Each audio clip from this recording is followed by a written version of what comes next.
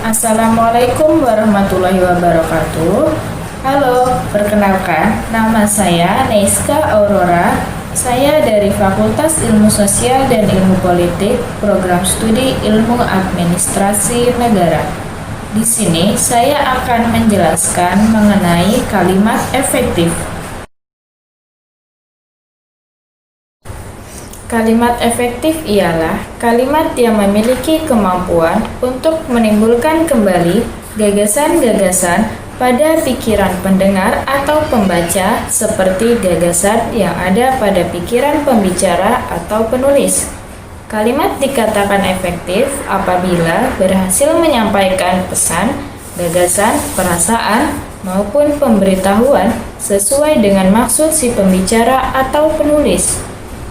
Definisi lain dari kalimat efektif adalah kalimat yang terdiri atas kata-kata yang mempunyai unsur SPOK atau kalimat yang mempunyai ide atau gagasan pembicara atau penulis. Yang pertama, memiliki unsur penting atau pokok minimal unsur subjek dan predikat. Yang kedua, taat terhadap tata aturan ejaan yang berlaku. Yang ketiga, menggunakan diksi yang tepat. Yang keempat, menggunakan kesepadanan antara struktur bahasa dan jalan pikiran yang logis dan sistematis. Yang kelima, menggunakan kesejajaran bentuk bahasa yang dipakai. Yang keenam, melakukan penekanan ide pokok. Yang ketujuh, mengacu pada kehematan penggunaan kata. Yang kedelapan, menggunakan variasi struktur kalimat. Kalimat efektif digunakan pada tulisan ilmiah seperti makalah, skripsi, tesis, disertasi, dan laporan penelitian. Perlu diingat bahwa kalimat efektif berbeda dengan kalimat yang dipakai oleh para sastrawan atau wartawan. Yang pertama, kelogisan. Di dalam unsur kelogisan, kalimat pasif, kalimat aktif, subjek, keterangan, pengantar kalimat, dan predikat, serta induk kalimat dan anak kalimat harus jelas. Subjeknya juga tidak ganda, dan predikat tidak didahului oleh kata yang. Yang kedua, kepararelan. Predikat kalimat majemuk setara rapatan harus paralel. Artinya, jika kata kerja harus kata kerja semuanya, jika kata benda harus kata benda semuanya. Sebagai contoh, harga minyak disesuaikan atau kenaikan itu secara wajar. Kalimat tersebut salah, seharusnya diganti menjadi harga minyak disesuaikan atau dinaikkan secara wajar. Yang ketiga, ketegasan. Dalam ketegasan, unsur-unsur yang ditonjolkan diletakkan di awal kalimat. Contoh, Presiden menegaskan agar kita selalu hidup disiplin. Membuat urutan yang logis. Misalnya, 1, 2, dan 3. Kecil, sedang, dan besar. Anak-anak, remaja, dan orang tua. Contohnya, penggemarnya tidak hanya anak-anak, tetapi juga remaja, orang tua, bahkan kakek-kakek. Yang keempat, kehematan. Kehematan adalah penggunaan kata-kata secara hemat, tetapi tidak mengurangi makna atau mengubah informasi. Dalam kehematan, kita dapat menghilangkan pengulangan subjek yang sama pada anak kalimat, menghindari pemakaian superordinat pada hiponimi kata, dan menghindari kesinoniman kata dalam kalimat. Yang kelima, ketepatan. Ketepatan ialah pemakaian diksi atau pilihan kata secara tepat. Pemakaian kata pun juga harus tepat. Kata berpasangan harus sesuai dan menghindari peniadaan preposisi.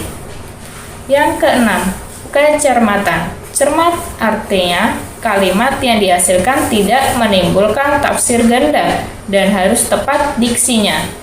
Prinsip kecermatan berarti cermat dan tepat menggunakan diksi. Agar tercapai kecermatan dan ketepatan diksi, harus memperhatikan pernyataan-pernyataan berikut ini. Hindari penanggalan awalan. Hindari peluluhan bunyi C. Hindari bunyi S, P, T, dan K yang tidak luluh, serta hindari pemakaian ambigu. Yang ketujuh, kepaduan. Kepaduan artinya informasi yang disampaikan tidak terpecah-pecah. Kalimatnya tidak bertele-tele dan harus sistematis. Kalimat yang padu menggunakan pola aspek agen verbal atau aspek verbal pasien. Di antara predikat, kata kerja, dan objek penderita tidak disisipkan kata daripada atau tentang. Yang kedelapan, kesejajaran. Kesejajaran adalah penggunaan bentuk-bentuk yang sama pada kata-kata yang paralel. Agar kalimat terlihat rapi dan bermakna sama, kesejajaran kalimat diperlukan. Contoh, maskapai tidak bertanggung jawab terhadap kehilangan dokumen, kerusakan barang, busuknya makanan, dan jika hewan yang diletakkan di dalam bagasi tiba-tiba mati. Kalimat tersebut dapat diganti menjadi maskapai tidak bertanggung jawab terhadap kehilangan dokumen, kerusakan barang, kebusukan makanan, dan kematian hewan. Pada kalimat tersebut, kata busuknya dan mati tidak paralel dengan kata kehilangan dan kerusakan, maka dua kata tersebut disejajarkan menjadi kebusukan dan kematian. Yang kesembilan, keharmonisan. Keharmonisan kalimat artinya setiap kalimat yang kita buat harus harmonis antara pola berpikir dan struktur bahasa. Subjek. Subjek ialah bagian kalimat yang menunjukkan pelaku, tokoh, sosok, benda, ataupun sesuatu hal. Predikat. Predikat adalah bagian kalimat yang memberitahu melakukan apa atau dalam keadaan bagaimana si subjek. Predikat dapat juga berupa sifat, situasi, status, ciri, atau jati diri subjek. Objek dan pelengkap. Objek dan pelengkap adalah bagian kalimat yang melengkapi predikat. Keterangan. Keterangan ialah bagian kalimat yang menerangkan beberapa hal mengenai bagian yang lainnya. Kalimat efektif dan penerapan EYD. EYD merupakan kaidah yang berisi aturan tata tulis bahasa Indonesia yang harus diikuti dalam penulisan, kecuali ada pertimbangan khusus seperti masalah hukum, nama diri atau pribadi, dan keilmuan. Kalimat efektif dan pilihan kata atau diksi. Diksi adalah pemilihan, dan penempatan kata ketika seseorang sedang berbahasa. Kata-kata yang digunakan dalam tulisan dipilih untuk menyampaikan informasi. Kata bersinonim ialah kata yang bentuknya berbeda namun maknanya serupa.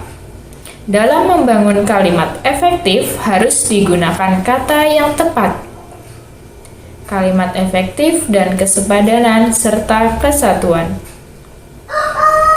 Kalimat yang lengkap dapat terdiri atas unsur-unsur kalimat yang meliputi subjek, predikat, objek, keterangan, dan pelengkap.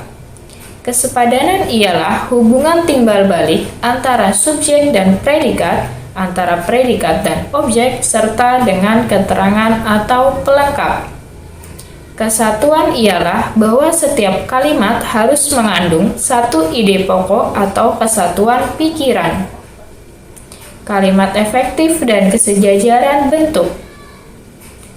Yang dimaksud kesejajaran atau paralelisme di dalam penyusunan kalimat efektif ialah penggunaan bentuk-bentuk bahasa yang sama atau konstruksi bahasa yang sama dan dipakai dalam susunan serial. Frasa atau kelompok kata disejajarkan dengan frasa.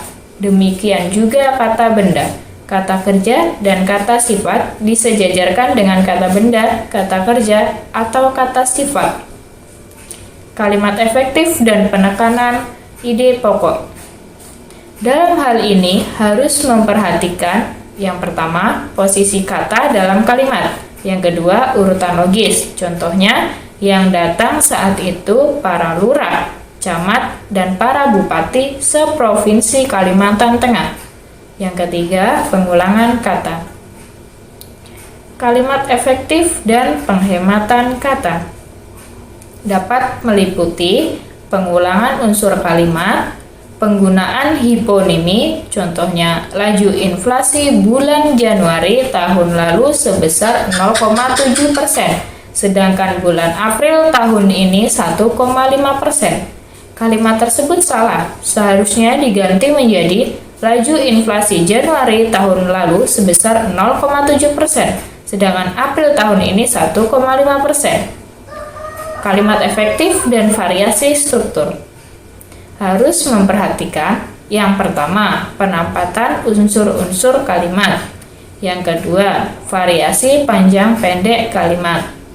Kalimat yang pendek belum tentu mencerminkan kalimat yang baik atau efektif.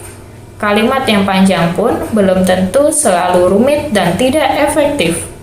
Kalimat yang panjang karena yang diungkapkan cukup banyak dan perlu rinci dapat lebih efektif. Dalam suatu tulisan, keduanya dapat dipadukan untuk menghindari kejenuhan pembaca. Yang ketiga, pemilihan jenis kalimat. Variasi kalimat dapat dilakukan juga dengan memanfaatkan berbagai jenis kalimat yang ada. Ada 3 macam jenis kalimat yang ditinjau: kalimat berita, tanya, dan kalimat perintah. Dengan variasi kalimat berita, kalimat tanya, dan kalimat perintah akan menyegarkan tulisan. Yang keempat, pemilihan bentuk aktif dan pasif. Kalimat aktif apabila subjeknya melakukan suatu perbuatan. Umumnya, predikat kalimat aktif berupa kata kerja yang berawalan me, ber, dan ada pula yang tidak menggunakan awalan atau aus. Kalimat pasif apabila subjek kalimat tersebut tidak berperan sebagai pelaku, tetapi sebagai sasaran pembuatan yang dinyatakan oleh predikat. Karya ilmiah umumnya cenderung menggunakan kalimat pasif untuk lebih menunjukkan hasil dari suatu perbuatan daripada pelakunya. Kalimat pasif dapat berciri predikatnya menggunakan imbuhan di dan imbuhan ter. Demikian yang dapat saya jelaskan. Wassalamualaikum warahmatullahi wabarakatuh.